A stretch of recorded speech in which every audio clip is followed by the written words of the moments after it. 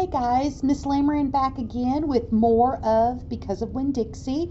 If my videoing looks a little different today, it's because I'm learning a lot of new technology, and so I'm trying to record a little bit different, maybe getting you a better quality than what my phone is doing. So I'm recording on a laptop this time, but we're picking up with chapter 7. We'll be reading 7 and 8 today of Because of Winn-Dixie. Remember when we left off in chapter 6, Miss Franny, the librarian, was about to tell Opal a story about when Florida was wild. And so we're going to pick up right there, chapter 7. Back when Florida was wild, when it consisted of nothing but palmetto trees and mosquitoes so big they could fly away with you, Miss Franny Block started in, and I was just a little girl no bigger than you, my father, Herman W. Block, told me I could have anything I wanted for my birthday, anything at all. Miss Franny looked around the library. She leaned in close to me. I don't want to appear prideful, she said, but my daddy was a very rich man. A very rich man. She nodded, and then she leaned back and said, and I was a little girl who loved to read. So I told him, I said, Daddy, I would most certainly love to have a library for my birthday. A small little library would be wonderful. You asked for a whole library? A small one, Miss Franny nodded. I wanted a little house full of nothing but books, and I wanted to share them too, and I got my wish. My father built me this house, the very one we're sitting in now, and at a very young age I became a librarian. Yes, ma'am. What about the bear? I asked.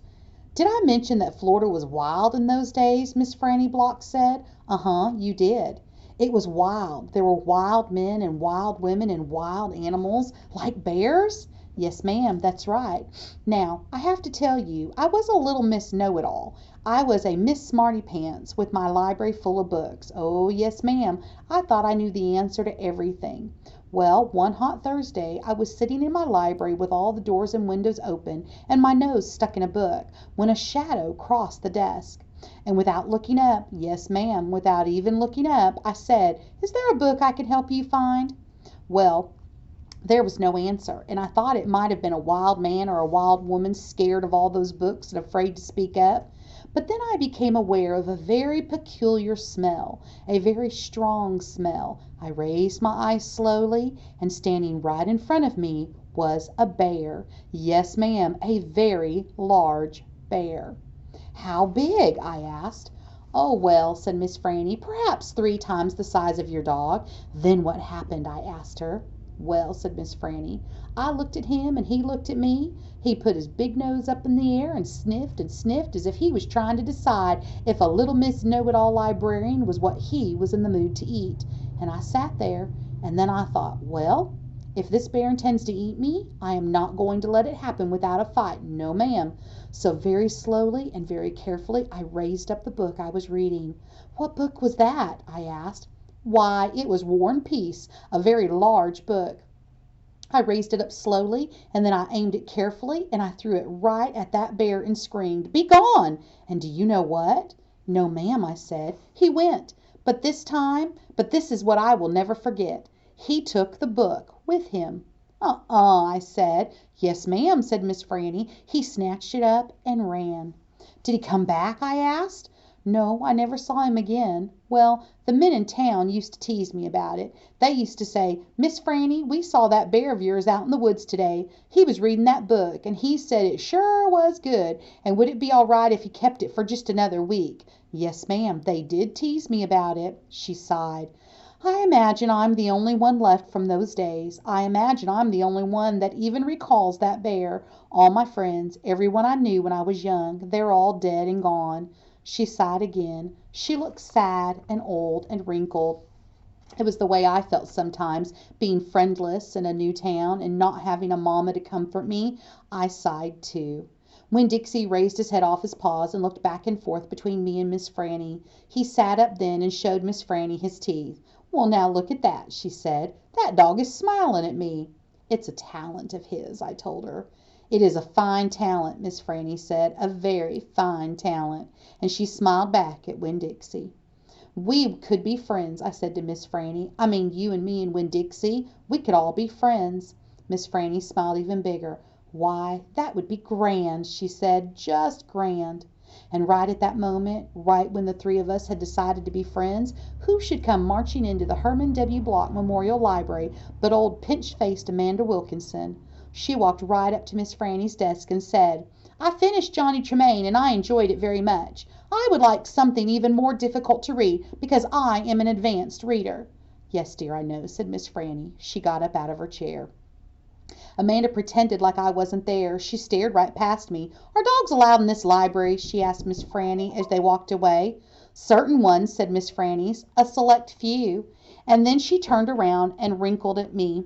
I smiled back. I had just made my first friend in Naomi, and nobody was going to mess that up for me, not even old pinch-faced Amanda Wilkinson. Chapter 8. Winn-Dixie's bald spots had started growing fur, and the fur that he had to begin with started looking shiny and healthy, and he didn't limp any more.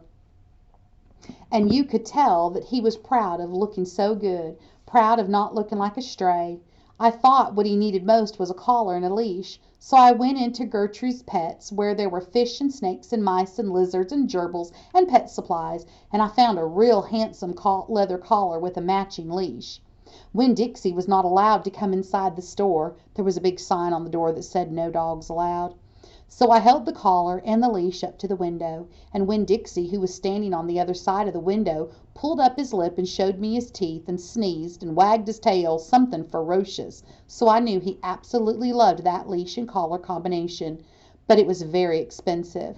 I decided to explain my situation to the man behind the counter. I said, "I don't get a big enough allowance to afford something this fancy, but I love this collar and leash, and so does my dog, and I was thinking that maybe you could let me set up an installment plan." "Installment plan?" said the man.